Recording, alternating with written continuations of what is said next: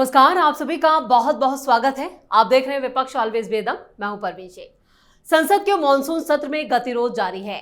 Bihar voter list संशोधन यानी SIR पर जमकर हंगामा हुआ। विपक्ष के हंगामे की वजह से लोकसभा की कार्रवाई महज 4 मिनट ही चली और स्पीकर ओम बिरला बार बार विपक्षी सांसदों को सीट पर जाने के लिए कहते नजर आए। इसके बाद संसद की कार्रवाई स्थगित करनी पड़ी। दरअसल अब विपक्ष एसआईआर पर संसद के दोनों सदनों में चर्चा की मांग पर अड़ा है। वहीं उपराष्ट्रपति चुनाव को लेकर भी विपक्ष बड़ी प्लानिंग कर रहा है।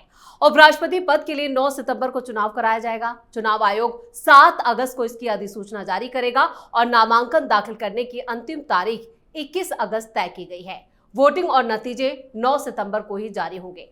खबरों की माने तो उपराष्ट्रपति पद के चुनाव के लिए विपक्ष अपनी रणनीति बनाने में लगा है। विपक्ष अपना एक साझा उम्मीदवार चुनावी मैदान में उतार सकता है। एसआईआर पर क्या है विपक्ष का एजेंडा? उपराष्ट्रपति के चुनाव पर क्या है विपक्ष की रणनीति? इस पर चर्चा के लिए स्टूडियो मौजूद हैं कैपिटल टीवी के editor in chief doctor Manish Kumar और एग्जीक्यूटिव एडिटर राजीव कुमार। आप दोनों का बहुत बहुत स्वागत है। धन्यवाद।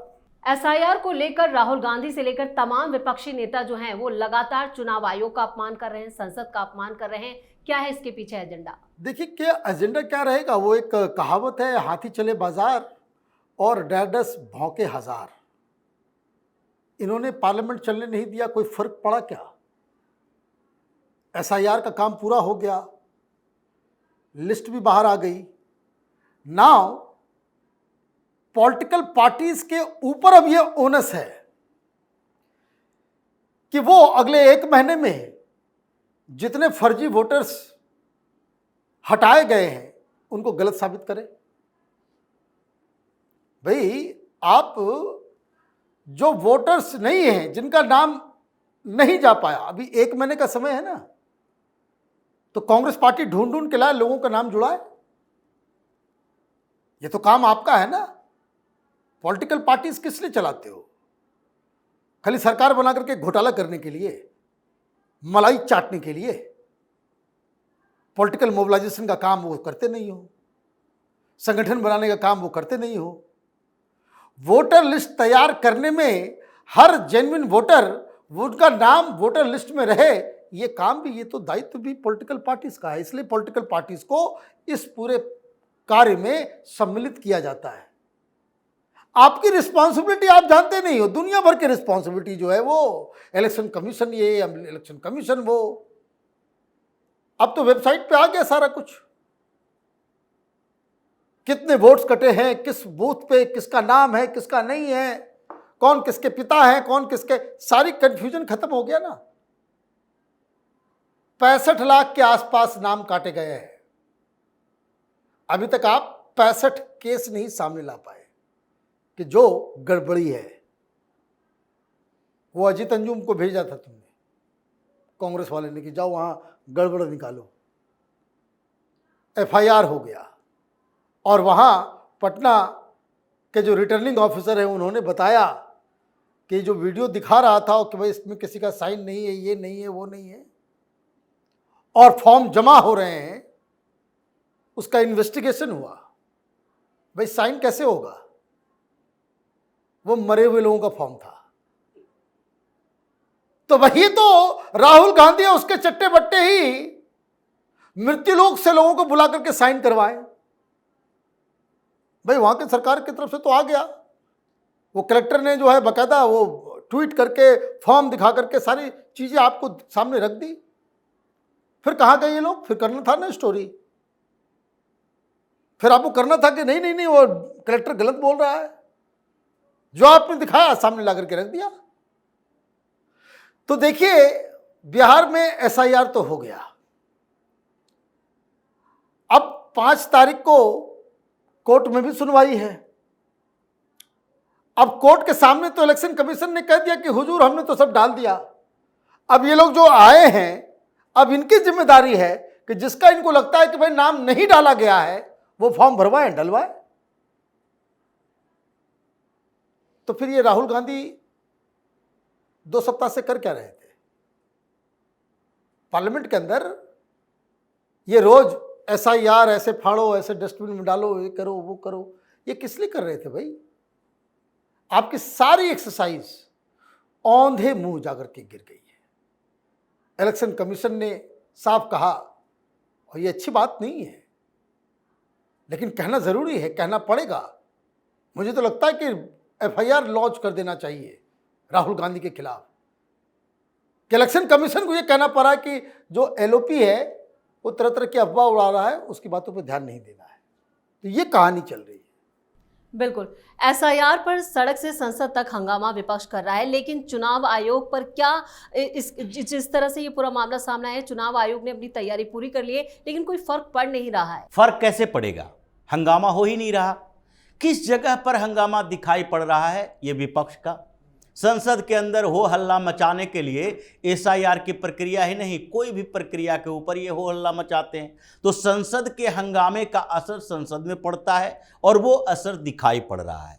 सड़क पर हंगामा हो नहीं रहा है, लोग इनके साथ जुड़ नहीं रहे हैं और मीडिया में हंगामा करने के लिए ये 2-4 प्रवक्ताओं को भेज देते हैं। राहुल गांधी मीडिया के सामने कुछ बोल देंगे, कुछ ट्वीट कर देंगे, सोशल मीडिया पर लिख देंगे और इसी को कहा जाएगा एसआईआर पर बहुत बड़ा हंगामा हो रहा है।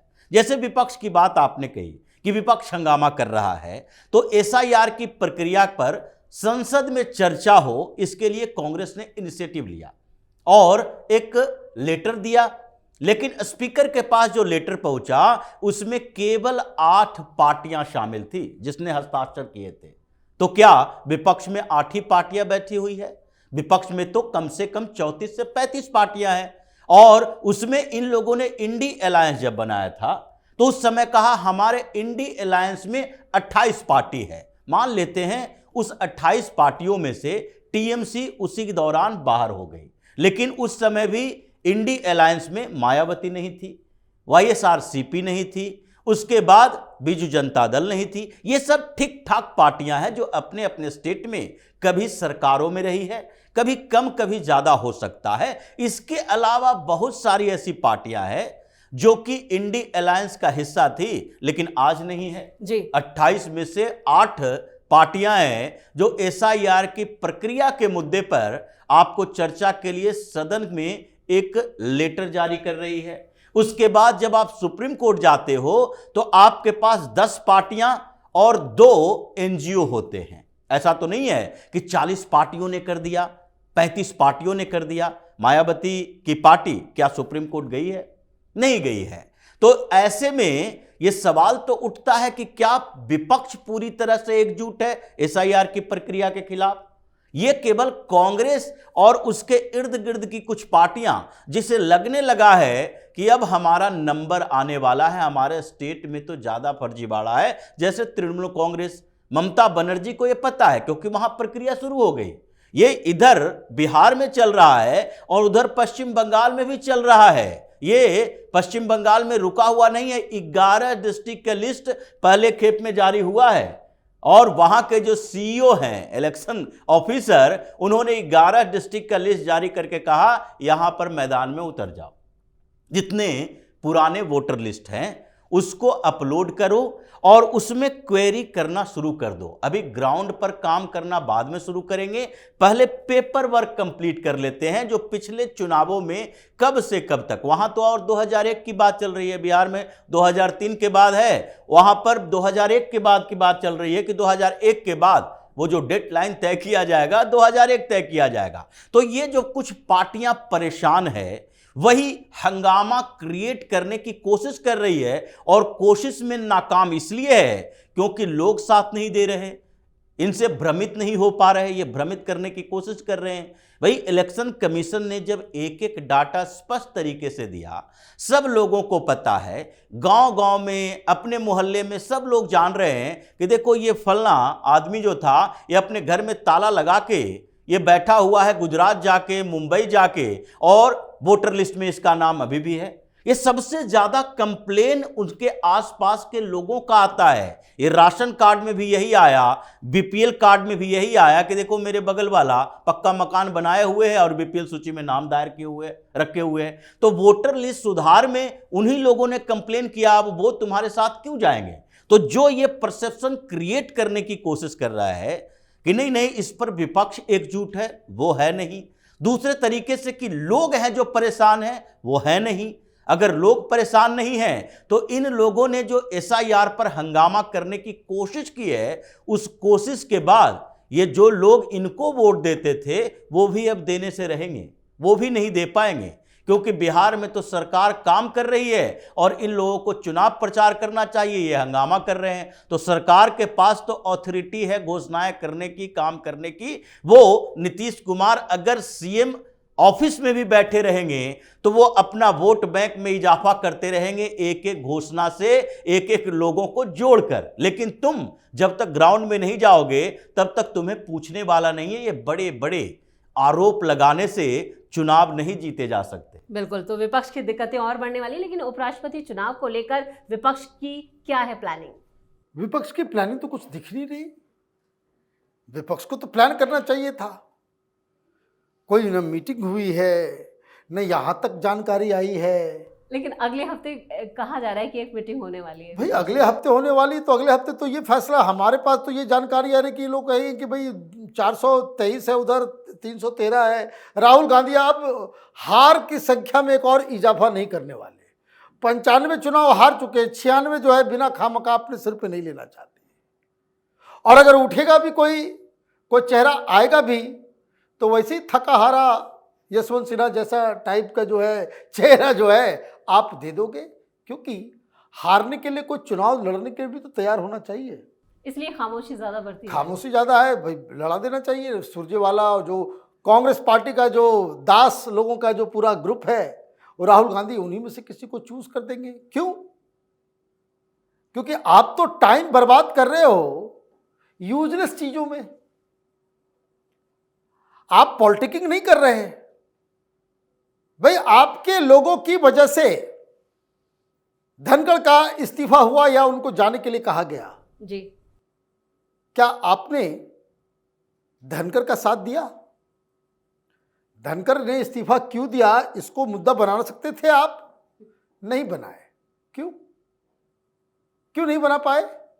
क्योंकि आपकी ही चोरी पकड़ी जाती है कि ये सब जयराम रमेश की वजह से हो रहा था। तो अब कौन विपक्ष का नेता होगा, चेहरा होगा, ये तो जानकारी जो है वो एक सप्ताह के बाद होगी। और देखिएगा उसमें फिर ममता कहेगी हम इसमें नहीं आएंगे, केजरीवाल कहेगा हम इसमें नहीं आएंगे, अखिलेश यादव भी कहेंगे हम नहीं आएंगे, उद्धव ठाकरे बोलेंगे हम नहीं आए। तो ये तो पहले आप जो है वो कुनबा को समेटने में ही आपका टाइम बर्बाद होगा। और उधर भारतीय जनता पार्टी सिक्योर्ड है कि जिस किसी को भी मोदी तय करेंगे वो चुनाव जीतेगा। लेकिन सिर्फ यही पर्पस तो नहीं होगा चुनाव जितवाने का। ऐसा लग रहा है कि जो 313 जो इनके पास संख्या है उसको घटा करके 250 वोटिंग हो कांग्रेस के उम्मीदवार का, कि ताकि ये सीक्रेट बैलेट वोटिंग है तो वो भी अपने आप में एक मैसेज चला जाएगा कि आज बहुत सारे लोग जो है जो कांग्रेस पार्टी में हैं, जो इंडी गठबंधन में हैं, वो भी अंदर अंदर मोदी के समर्थक हैं। बिल्कुल, कहा जा रहा है कि इंडी ब्लॉक जो है वो अपना साझा उम्मीदवार उतार सकते हैं। लेकिन इसमें कांग्रेस का क्या इनिशिएटिव रहने वाला है? देखिए कहा जा रहा है, कौन कह रहा है, अभी तक तो कोई किसी ने कहा नहीं है। ये सिर्फ सोर्सेस की बात की जाती है। लेकिन सोर्सेस में तो यही बताया गया कि राहुल गांधी को एक मैसेज दिया गया इंडी अलायंस के अंदर कि देखिए चुनाव लड़ने की जरूरत नहीं है। ये जो उपराष्ट्रपति का चुनाव हो रहा है और हमेशा जब होता है तो इसमें एक चीज लिखा जाता है नोटिफिकेशन के साथ, इफ पॉसिबल, मतलब अगर संभव हो तो चुनाव होगा, नहीं तो ऐसे ही निर्विरोध चुने जाएंगे। क्योंकि इसमें ऐसा तो है नहीं कि आप अपने अंदर से कंफ्यूज रहो कि जनता को वोटिंग करनी है तो उसके दिमाग में तो कोई घुसा नहीं, वो अंतिम तक जाकर किसी और को भी वोट दे सकता है।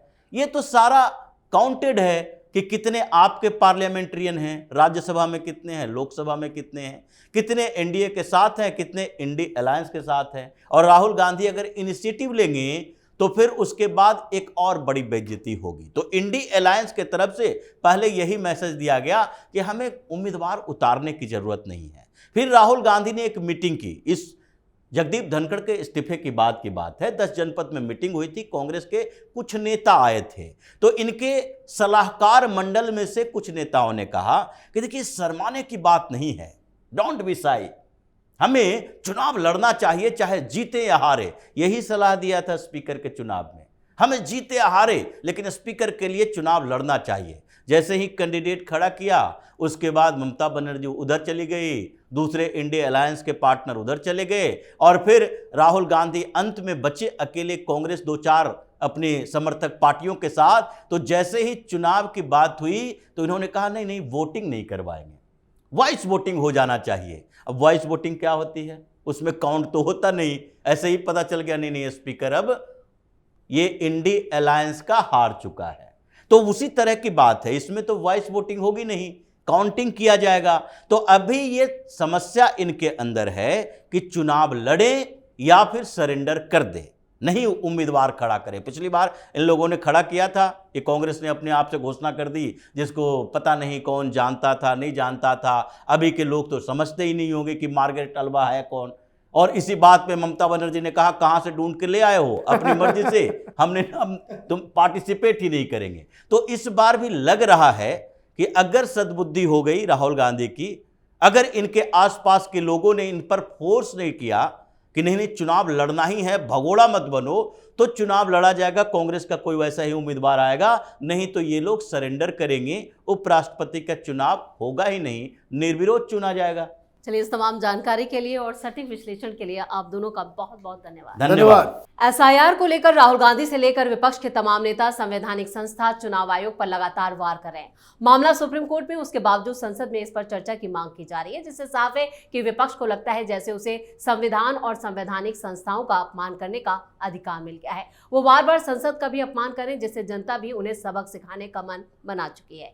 इधर उपराष्ट्रपति चुनाव पर भी विपक्ष अपना साझा उम्मीदवार उतार सकती है। कौन होगा विपक्ष का उम्मीदवार, अभी उसके पत्ते नहीं खुले हैं। इस खास शो में इतना ही। वीडियो कैसा लगा कमेंट करके अपनी राय जरूर दें। वीडियो को लाइक करें, शेयर करें और कैपिटल टीवी को सब्सक्राइब जरूर करें। धन्यवाद।